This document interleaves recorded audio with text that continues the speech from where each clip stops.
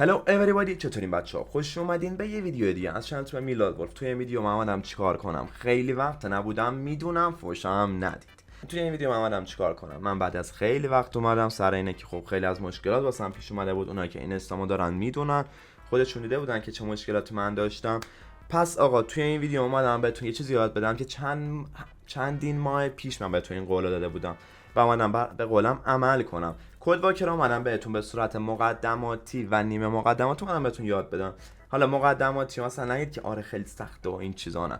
من خودم مپر نیستم، من فقط یاد گرفتم از یکی از دوستانی که خیلی گل دمشم گرم و گفتم که بیام به شما یاد بدم چون من بعد دیگه این نداشتم براش. بریم سراغ ویدیو. لیتس گو.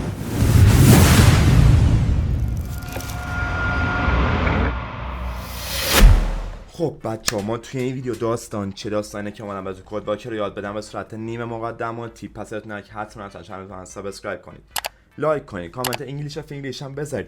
ازتون دارم خیلی زیاد میخوامتون سنگین. اومدیم که همه آموزش‌ها رو ما با هم دیگه بریم. خیلی از آموزش‌های دیگه از نرم افزارهای دیگه، بازی سازی، همه چیز اینا رو اومدم بهتون بدم. تا این موقعی که چنل گیمینگ من ندارید حتما این بالا بزنید، سابسکرایب کنید، یادتون نره. ستونم خیلی زیاد بچه‌ها. بریم سراغ ویدیو. من توی شورت ویدیو بهتون یاد داده بودم که چطور بتونید کد واکر بتونید نصبش کنید.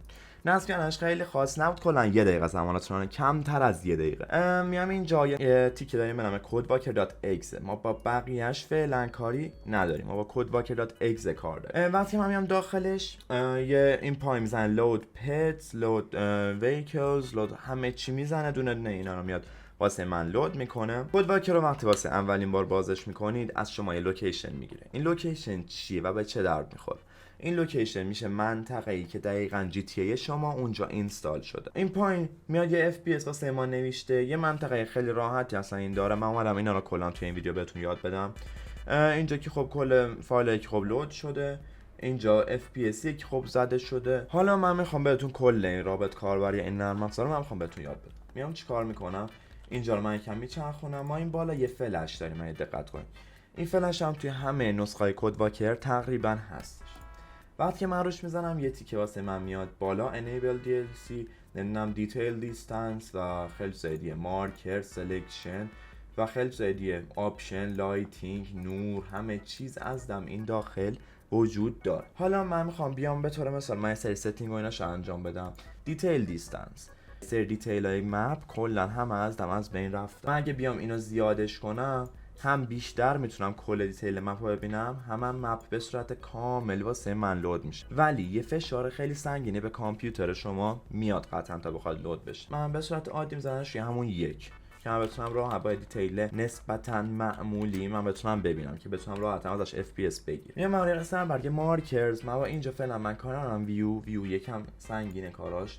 مارکرز که خب هیچی، مارکرز هر جایی که خواستم برم اگه کورزشو داشته باشم، مثلا یه مپی من زدم مپ اینجاست، مثلا من میخوام برم اینجا، اگه کورزشو داشته باشم بزنم اینجا، سری منو تیپی میکنم اونجا. حالا من راه حل تکون خوردم توی مپو، من بهتون بگم. دکمه موس، دکمه چپا که میگیرید راحت شما میتونید توی سرتون رو بچرخونید توی مپ.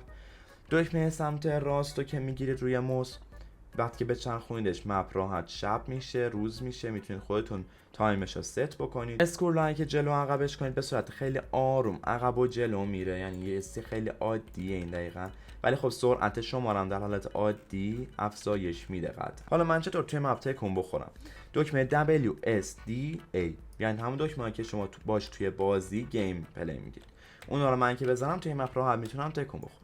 حالا من دکمه شیفتم اینجا دارم، من یه تکون بخورم شیفت رو بزنم، شیفت رو نگهش دارم، سرعت من مثل دویدن توی بازی جی تی ای وی قطعا زیاد میشه. پس اینم راحت یاد گرفتید. اسکرول سرعت کم کردن میشد، همه اینا این گوشه میاد. کلیک چپ میشد تکون دادن صورت، کلیک راست میشد شب و روز کردن مپ، ASDW میشد چرخیدن توی مپ، شیفت هم میشد سرعت دادن به کاری که ما داریم. حالا من اینجا سلکشن دارم که وقتی من روش کلیک میکنم، مو سلکشن هایی که من بزنم روی هر جایی که نگه میدارم یه مربع دور هر یک آبجکت واسه من میکشه. حالا من فعلا با این کار ندارم چون اینم یه راه حل بهتر براش هست. روی آپشن که من بزنم اینجا من فول اسکرین دارم، فول اسکرین میکنه. خب سری دارم که خب اگه انگلیسیشو واقعا بخونید همه از دم میتونید بفهمید راحت چیه داستانش. مثلا من شو کار جنریتورز دارم، جایی که ماشینا معمولا میرن پارک میکنن یا جایی که ماشین معمولا اونجا اسپان میشه. میتونم آبو غیر فعال کنم دوباره واسه خودم فعالش کنم. اگه بزنم فعال میشه، نزنم غیر فعال میشه کامل آب. دوباره میتونم مثلا بزنم که کل کلوژنای مپ بهم نشون داده بشه. درست نمیدونم درست گفتم یا نه. فیلد آف ویو دارم مثل همه بازی فیلد آف ویو، حالا هر چقدر خواستید ستش کنید. من ترجمه روی همون یک ستش میکنم. مپ آف دیتیل که خب هیچی، رندر داریم و یه سری چیزای دیگه که اینا همشون از اگه سرچ کنید توی اینترنت راحت میتونید بفهمید چی ان. تایم آف دی هم که خب دیگه میدونید یه ساعت شبانه روزه که دقیقاً چه ساعتی اون ساعت. تایم اسپید هم اگه بخوام استارتش بکنم سرعتش مثلا ببرم بالا، هی پشت سرم دیگه. تایم آف اسپیدش هم من اگه بخوام هی سرعتش ببرم بالا، هی پشت سرم دیگه میاد. تایم آف دی میاد هی زیادش میکنه، هی شب میشه روز میشه. نگاه کنید همینطوری که میبینید خورشید داره میچرخه، هی شب میشه و روز میشه. واسه تستایی که خب دارید شما، ما الان اینجا هیچ کدوم از تستا نداریم. اینجا هم هواشه که شما هر هوایی که خواستید میذارید و خب نوع ابر و نمیدونم والا یه سری چیزایی که خب ابر دقیقاً شکلی باشه و این چیزا که ما دقیقاً با این هیچ کاری الان نداریم. فقط یه توضیح ریزی بهتون دادم که بدونید دقیقاً چیه. حالا ما اینجا دوتا کار میتونیم بکنیم.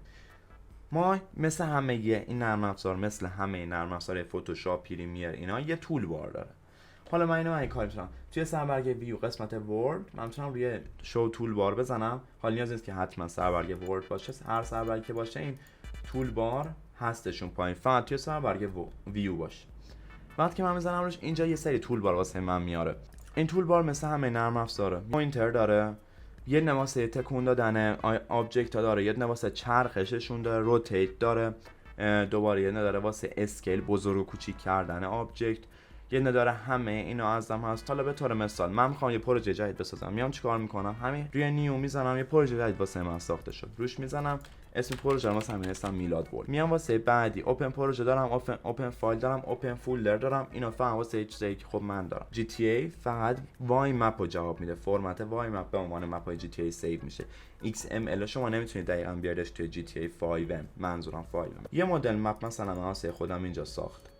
حالا میخوام به طور مثال من یه ادیت اینجا انجام بدم. حالا هر ادیت روی دکمه پوینتر میزنم، روی هر آبجکت یه مربع مثلا واسه من اینجا میگیره. این مربع کلیک راستش بکنم میتونم با استفاده از این دکمه اینو جابجاش کنم، میتونم بالا و پایینش کنم، یا مثلا میتونم هر کاری که میتونم بچرخونمش که در ضمن چرخش روی بعضی از اجسام، یعنی بیشتر اجسام توی کد واکر به هیچ دردی نمیخوره. روی اجسام ادان شده و اینا به درد میخوره، برای اجسام خود فایو معمولا به درد نمیخوره.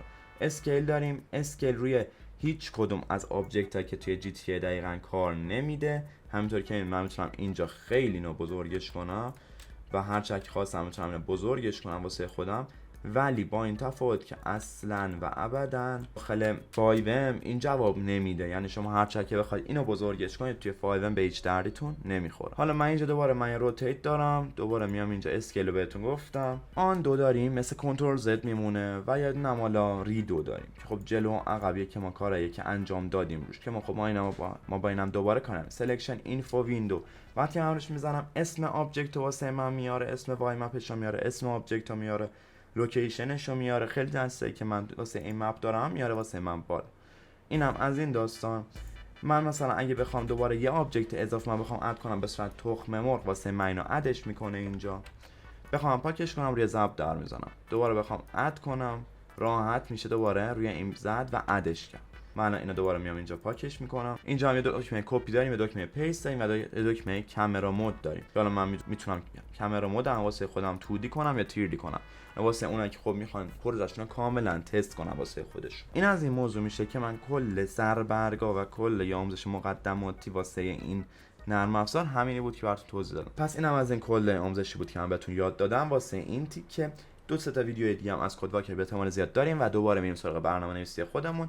یاد نره که حتی سابسکرایب کنید، لایک کنید، کامنت انگلیش و فینگلیش هم بذارید، ویدیو رو هم دانلود نکنید، میخوامتون خیلی زیاد بچه‌ها.